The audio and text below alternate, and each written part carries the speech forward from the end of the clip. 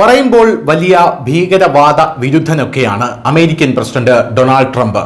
എന്നാൽ GCC രാജ്യങ്ങൾക്ക് മുന്നിൽ ചെന്ന് നിന്നുകൊണ്ട് ഭീകരവാദികളുടെ അടുത്ത് ചേർന്ന് ഇടപഴകി അവർക്ക് കൈകൊടുക്കും. സിറിയൻ പ്രസിഡന്റിന്റെ കാര്യമാണ് പറയുന്നത്.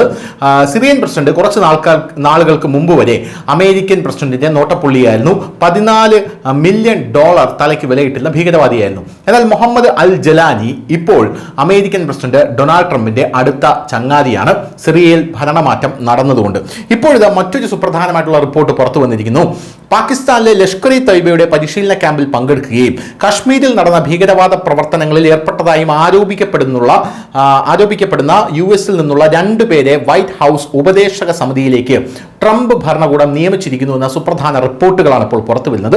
നിരോധിത ഭീകര സംഘടനകളുമായി ബന്ധമുണ്ടെന്ന് ആരോപിക്കപ്പെടുന്ന ഇസ്മായിൽ റോഹർ, സൈദുന കോളേജിന്റെ സഹസ്ഥാപകൻ ഷെയ്ഖ് ഹംസ യൂസഫ് എന്നിവരെയാണ് ഉപദേശക സമിതിയിൽ നിയമിച്ചിരിക്കുന്നതെന്ന് സഖ്യകക്ഷി നേതാവായിട്ടുള്ള ലോറ ലൂമറാണ് ഇപ്പോൾ പറഞ്ഞിരിക്കുന്നത്.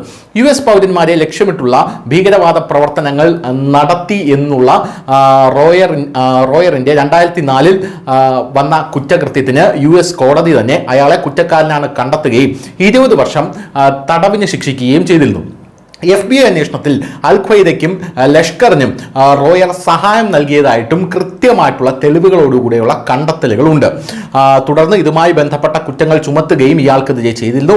20 വർഷത്തെ തടവ് ശിക്ഷ ഇയാൾക്ക് ലഭിച്ചെങ്കിലും 13 വർഷം മാത്രമാണ് റോയർ തടവ് അനുഭവിച്ചതെന്നാണ് ലോറ ലൂമർ പറയുന്നത്.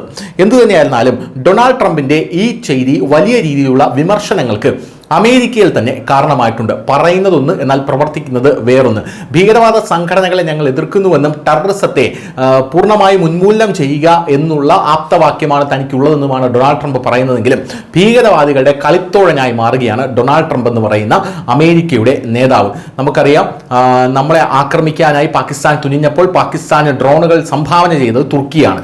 ഈ തുർക്കിക്ക് ആയുധം കൊടുക്കുന്നത് ഡൊണാൾഡ് ട്രംപാണ്, അമേരിക്കയാണ് എന്നുള്ളതാണ് പ്രധാനപ്പെട്ട കാര്യം.